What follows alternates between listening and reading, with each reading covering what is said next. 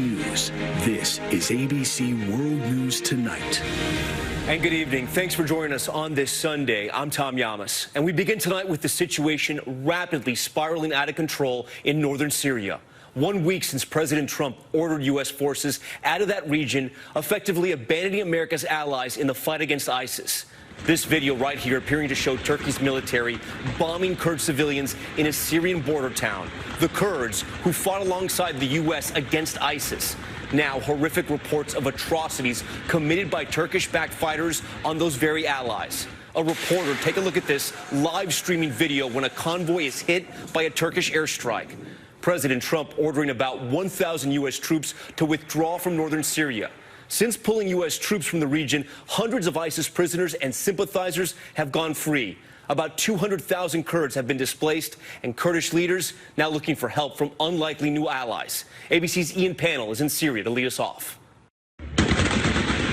This video, obtained by ABC News, appears to show the fury of the Turkish attack on the border town of Tal Abyad 2 nights ago. Tonight, President Trump ordering the withdrawal of all U.S. troops from northern Syria. Just 1 week after his fateful call with President Erdogan of Turkey triggered a disastrous chain of events.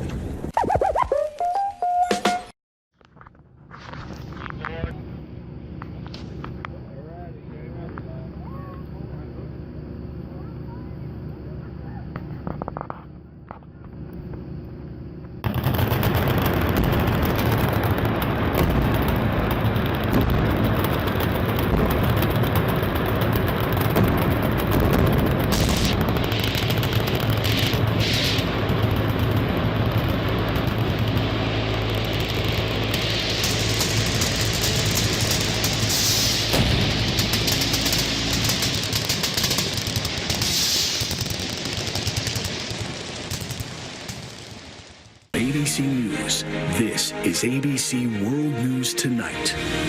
And good evening. Thanks for joining us on this Sunday. I'm Tom Yamas, and we begin tonight with the situation rapidly spiraling out of control in northern Syria. 1 week since President Trump ordered U.S. forces out of that region, effectively abandoning America's allies in the fight against ISIS. This video right here appearing to show Turkey's military bombing Kurd civilians in a Syrian border town. The Kurds, who fought alongside the U.S. against ISIS. Now, horrific reports of atrocities committed by Turkish-backed fighters on those very allies. This video right here appearing to show Turkey's military bombing Kurd civilians in a Syrian border town. The Kurds, who fought alongside the U.S. against ISIS. Now, horrific reports of atrocities committed by Turkish-backed fighters on those very allies. In a tweet, President Donald Trump called the media the true enemy of the people. But they can make anything bad because they are the fake, disgusting news.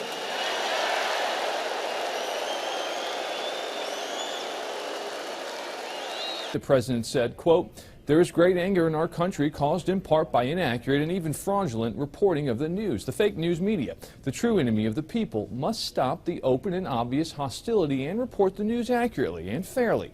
That will do much to put out the flame of anger and outrage, and we will then be able to bring all sides together in peace and harmony. Fake news must end." A few days ago, I called the fake news the enemy of the people, and they are. They are the enemy of the people. The press are enemies of the people?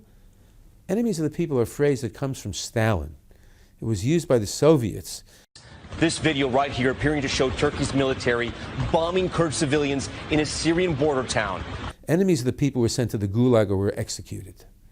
I haven't heard that phrase since the reforms of perestroika under Gorbachev. But the fact is, the press is not the enemy of the people. This is a very deliberate attempt to train the American people not to believe anything they hear except from the president, except from the administration. The Kurds, who fought alongside the U.S. against ISIS. Now, horrific reports of atrocities committed by Turkish-backed fighters on those very allies.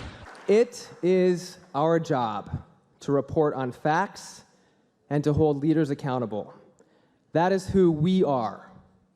We are not fake news. We are not failing news organizations. And we are not the enemy of the American people.